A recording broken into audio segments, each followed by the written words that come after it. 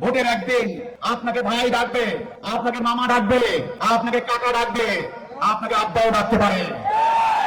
আপনার পিঠের ময়লা থাকবে না, আপনার কোলাকুলি করবে, আপনার পাপ হবে, শপথ করবে আমি অতীতে কোনো ভুল করলে আমাকে মাফ করে দিয়ে আব্বা, জীবনে আর অন্যায় করবো না, আমাকে ভোটটা দেন খালি। একদিন, এই একদিন পর আপনাকে আর চিনব না। 5 বছরের জন্য আপনার অস্থির উজ্জ্বল আপনার রাষ্ট্রকে আপনি নিজেরা দিয়ে দিলেন একটা গোষ্ঠীর কাছে। তারা তাদের মামার বাড়ি আপনার পায়, তাদের এই জমিদারি তালিত মনে করে এবার ট্রিলিয়ন বিলিয়ন বিলিয়ন টাকা লুট করে, স্বজনপ্রীতি করে, মিথ্যা মামলা, প্রতিপক্ষকে হয়রানি, তারপরে ক্ষমতা থেকে নামার পর শুরু হয় নতুন খেলা, অবরোধ, হরতাল। ইদানিং আর বাংলায় বলে না, এখন বলে লকডাউন, শাটডাউন, মানে জমিদারি তালুক।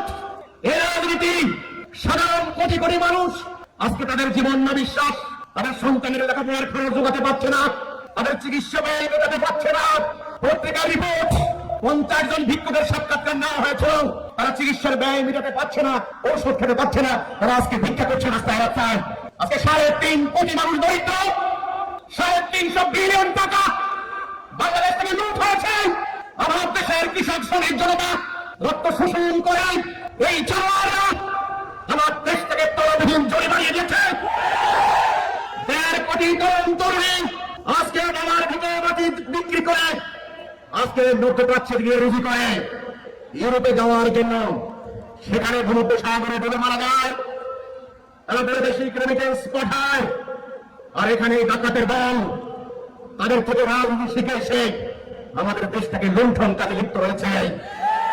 কাজেই আপনারা কি এই রাজনৈতিক চক্রের ভিতরে আর ঢুকতে চান?